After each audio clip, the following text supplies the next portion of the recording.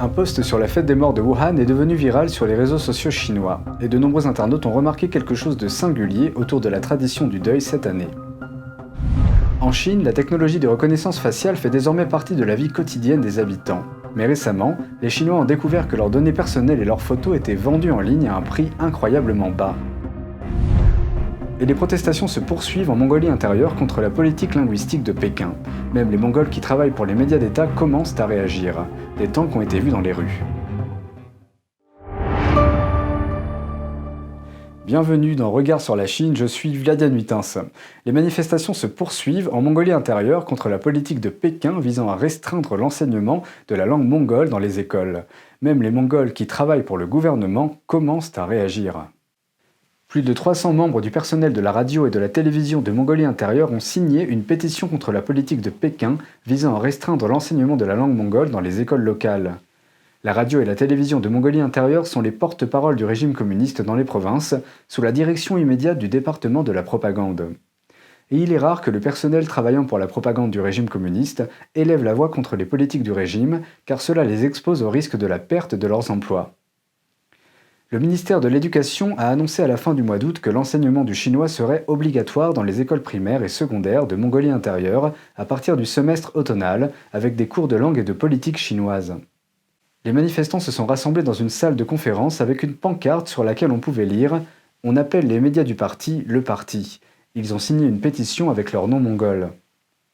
Ils ont également posé leurs empreintes digitales en cercle, dessinant une forme proche du soleil qui est le symbole de la tradition mongole.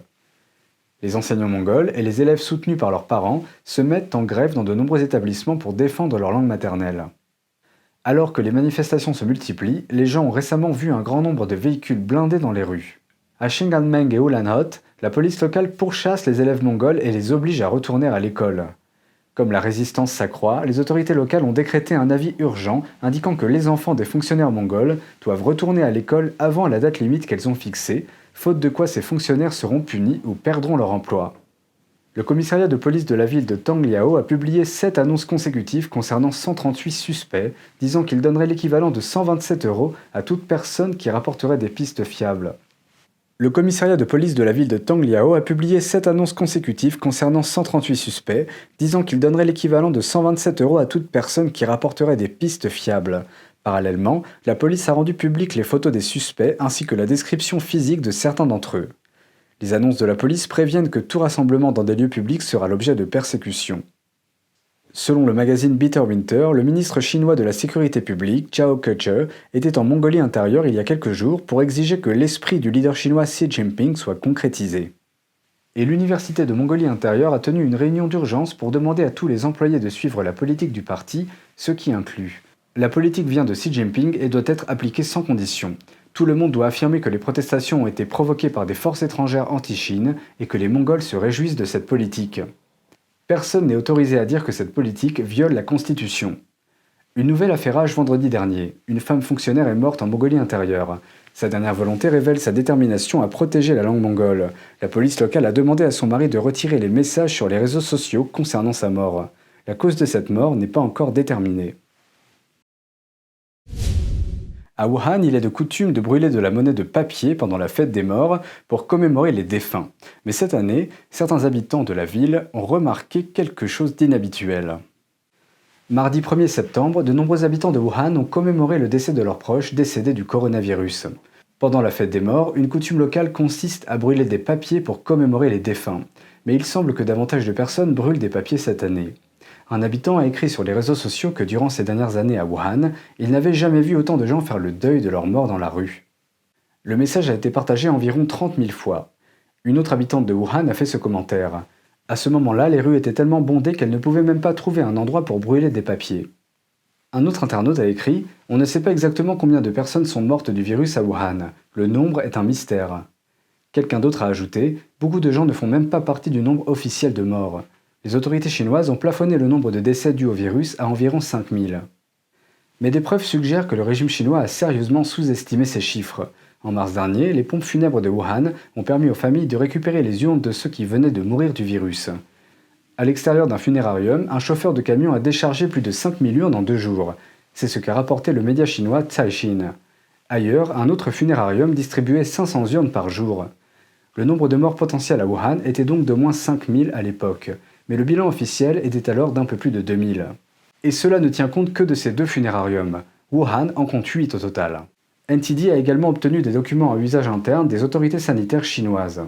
Ces documents montrent que les autorités des provinces chinoises de Shandong et de Jilin ont sous-estimé le nombre d'infections.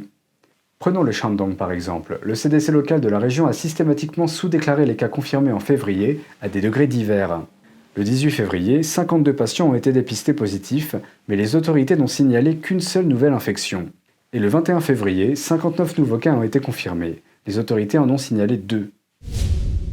Nous nous tournons maintenant vers les soupçons concernant l'une des pires violations des droits de l'homme en Chine, le prélèvement forcé d'organes. Des dizaines de pratiquants de Falun Gong en Chine ont récemment été forcés de donner des échantillons de sang à la police. Début août, 4 officiers de police de Shanghai se sont rendus au domicile de Shen Fang, une pratiquante de Falun Gong âgée de 70 ans. Elle a refusé d'ouvrir la porte. Les policiers sont alors entrés par effraction, l'ont immobilisée et ont attrapé son poignet, la blessant à plusieurs reprises afin de lui faire une prise de sang. Quand Shen leur a demandé pourquoi il lui avait fait une prise de sang, ils ont simplement répondu « c'est exigé par l'État ». Un officier de police lui a crié dessus « la loi ne s'applique pas sur vous, nous allons tous vous exterminer ». Ces derniers mois, des dizaines de pratiquants de la pratique spirituelle Falun Gong ont été confrontés à des épreuves similaires dans tout le pays. C'est ce qu'indique Minghui.org, un site web qui couvre l'actualité de la persécution du Falun Gong par le régime chinois. Juste de l'autre côté de la rivière, dans le district de Pudong, la police a prélevé de force des échantillons de sang sur plus de 10 pratiquants. La police a également exigé leurs empreintes digitales, des enregistrements de leur voix et des spécimens de leur écriture. S'ils refusaient de coopérer, la police menaçait de les arrêter. Les tests sanguins sont particulièrement préoccupants, car ils confirment les allégations internationales selon lesquelles le régime chinois profite des prisonniers d'opinion. Ils seraient effectués dans le but de prélever leurs organes de force et de les vendre sur le marché des transplantations d'organes. En Chine, la technologie de reconnaissance faciale a été intégrée dans les aspects les plus fondamentaux de la vie quotidienne. Elle suscite depuis longtemps des inquiétudes quant à la surveillance du gouvernement. Mais de récents rapports des médias chinois montrent que les données sont facilement divulguées et souvent saisies par des criminels. En Chine continentale, la reconnaissance faciale est constamment présente dans la vie quotidienne des gens. Prendre le métro, s'enregistrer dans les hôtels, payer les factures et même utiliser les toilettes publiques. À Pékin, l'utilisation des toilettes publiques nécessite le scan de votre visage. Cependant, la circulation généralisée des données a entraîné des problèmes de sécurité. Récemment, les médias publics chinois ont rapporté que les plateformes d'achat en ligne vendaient désormais les informations privées des gens ainsi que leurs photos, le tout pour seulement 50 centimes par personne. Le résident chinois M. Li a déclaré qu'il était en contact avec une personne qui vend ce genre d'informations. Il a décrit la quantité de données échangées comme étant extrêmement préoccupante. Il ne nous a communiqué que son nom de famille, par crainte de représailles de la part des autorités. 有一个专门卖信息的，他什么都能搞到。你随便点一个名字出来，他的家庭多少人啊，什么，他全部能找出来卖给你，非常非常可怕。这些都是拿来犯罪的。 Selon un rapport des médias chinois, outre la photo d'une personne, le dossier d'information comprend également le numéro d'identification de la personne, ses coordonnées bancaires et son numéro de téléphone portable. Les criminels peuvent utiliser ces informations pour voler de l'argent sur les comptes bancaires de leurs cibles, voire les faire chanter. Un autre résident, M. Wang, s'est plaint de l'inaction des autorités et de leur refus de mettre fin à la fraude numérique. 网络有时候你花一个盐都可以找上门来把那个抓走。当时网络各种诈骗呀，比比皆是，也没有见抓啊。 L'année dernière, une enquête menée par un institut de recherche de Pékin a montré que quelques 74% des Chinois n'aiment pas utiliser la technologie de reconnaissance faciale pour vérifier leur identité. Nombre d'entre eux ont fait part de leurs inquiétudes concernant leurs données biométriques piratées ou ayant fait l'objet d'une fuite. Cette technologie a également été utilisée par le régime chinois pour supprimer le groupe ethnique ouïghour du Xinjiang. En octobre dernier, les États-Unis ont sanctionné plusieurs entreprises chinoises qui développent une technologie de reconnaissance faciale. Ceci après qu'elles aient fourni des prestations de surveillance à la police chinoise, utilisées pour persécuter les Ouïghours. Le régime chinois a profité de la pandémie pour intensifier sa surveillance. Reuters a rapporté qu'à la réouverture des universités chinoises, de nombreux établissements ont installé des systèmes de reconnaissance faciale sur les campus au nom du contrôle de l'épidémie. Les étudiants ont trouvé des caméras à l'intérieur de leur dortoir et sont tenus de fournir des informations détaillées sur leurs déplacements dans le campus. Pékin est également connu pour avoir vendu cette technologie à d'autres régimes répressifs.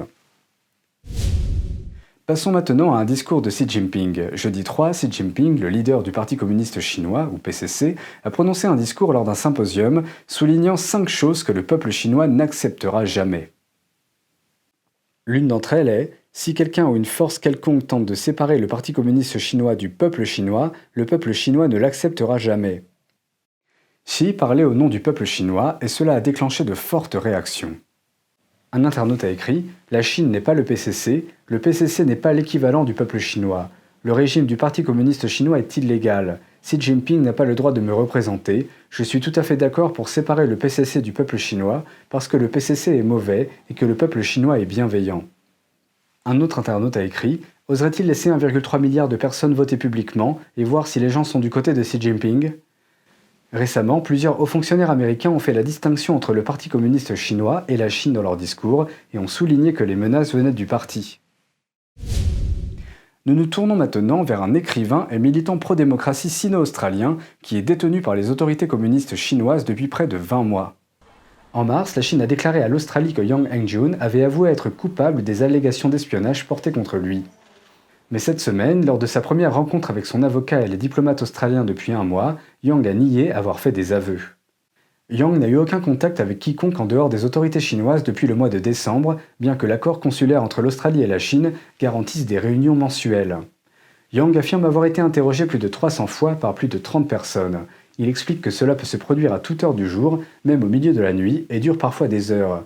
Les mêmes questions sont souvent répétées encore et encore, jusqu'à 5 heures par jour.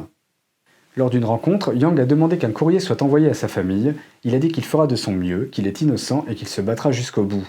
Il a avoué qu'il n'avouera jamais quelque chose qu'il n'a pas commis et a qualifié sa détention de persécution politique. Passons maintenant à l'accident d'un avion de chasse en Chine. Une vidéo circulant sur les réseaux sociaux montre une épave d'avion engloutie par les flammes le vendredi 4. Il a été retrouvé près de la ville de Guilin, dans la province méridionale du Guangxi. Les internautes qui ont posté la vidéo ont affirmé qu'il s'agissait d'un avion de chasse Su-35 appartenant à l'armée de l'air chinoise. Ils ont déclaré qu'il avait été abattu par Taïwan, au-dessus du détroit de Taïwan ou de la mer de Chine méridionale. Guilin est situé à plus de 800 km du détroit de Taïwan. Le ministère de la Défense nationale de Taïwan a nié avoir abattu l'avion, qualifiant cela de fausse information et de complètement erroné. Dans une déclaration, il a écrit « Le commandement de l'armée de l'air taïwanaise a souligné qu'il condamne fermement de tels actes de malveillance qui consistent à diffuser des informations fausses et mensongères sur Internet dans le but de semer la confusion dans la population. » Une autre vidéo montre un homme sur une civière. Comme les rapports le prétendaient, le pilote de l'avion de chasse a en effet été blessé. Ni les autorités chinoises ni les médias d'État chinois n'ont commenté ces événements. Et c'est tout pour aujourd'hui. Merci d'avoir suivi Regard sur la Chine. On se donne rendez-vous demain pour une prochaine émission. N'hésitez pas à réagir, à commenter ou à vous abonner à la chaîne YouTube. Si vous êtes déjà abonné, vous pouvez cliquer sur le symbole en forme de cloche pour être informé en temps réel de la publication de nos vidéos. Très bonne soirée et à bientôt.